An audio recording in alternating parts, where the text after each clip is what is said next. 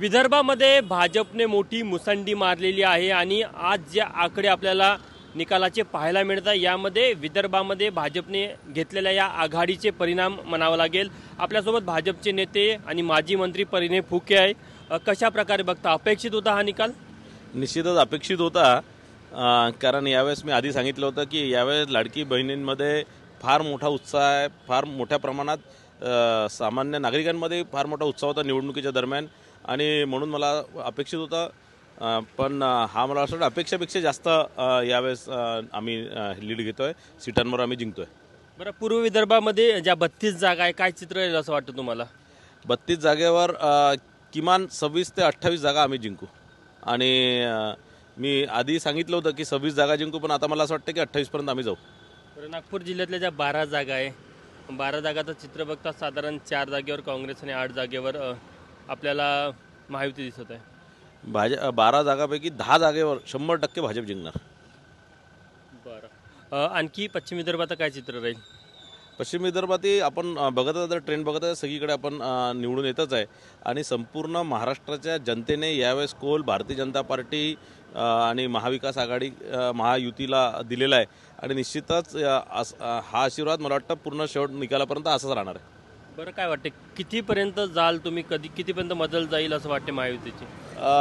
महायुती 200च्या वर 100% राहणार, भारतीय जनता पार्टी 120च्या वर 100% राहणार। बरं, तुम्ही 152 जागा लढली भाजप आणि आता ज्या कल आपल्याला पाहायला मिळत साधारण 130 जागापर्यंत, स्ट्राईक रेट एकदम 90%च्या घरात दिसतो।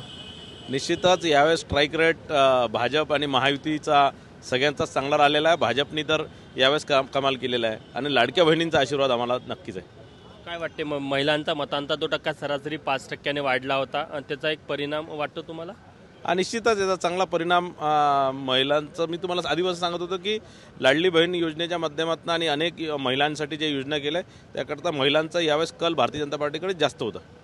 बरं, आता शेवटी मुख्यमंत्री कोण आहे सर्वांना महाराष्ट्रांना प्रश्न पडलेला आहे आणि महायुतीमधल्या कोणत्या पक्षाचा मुख्यमंत्री असेल, तुमची काय मागणी आहे? साहजिकच आहे, ज्या पक्षाचं सर्वात जास्त निवडून आले आमदार निवडून आले त्या पक्षाचा मुख्यमंत्री होतो आणि ज्यांच्या नेतृत्वात ही निवडणूक लढलो किंवा महायुती म्हणून आम्ही फडणवीस साहेबांच्या नेतृत्वात ही निवडणूक लढलो तर 100% फडणवीस साहेबच होतील। आज सागर बंगल्यावर हालचाली सुरू झाल्या, प्रदेशाध्यक्ष चंद्रशेखर बावनकुळे देखील फडणवीसांच्या बंगल्यावर पोहोचलेले आहे। काय खलबतं होत आहे तिथे आता? नाही, निश्चितच सगळं आनंद साजराच करण्याकरता सगळे गेले असतील, आता खलबत्त्याची काही गरज नाही, आता सेफली आम्ही सत्तेत येऊन राहिलो आहे। तर देवेंद्र फडणवीस हे मुख्यमंत्री असेल? निश्चितच मला 100% खात्री आहे की देवेंद्र फडणवीसच हे मुख्यमंत्री होतील आणि घटक पक्षांना उचित स्थान दिलं जाईल। हा, निश्चितच सगळ्यांनाच उचित स्थान राहणारच आहे। आम्ही सगळे सोबत मिळून लढलेलो आहे, तर असं कोणासोबत दुजाभाव करण्याची काही गरज नाही।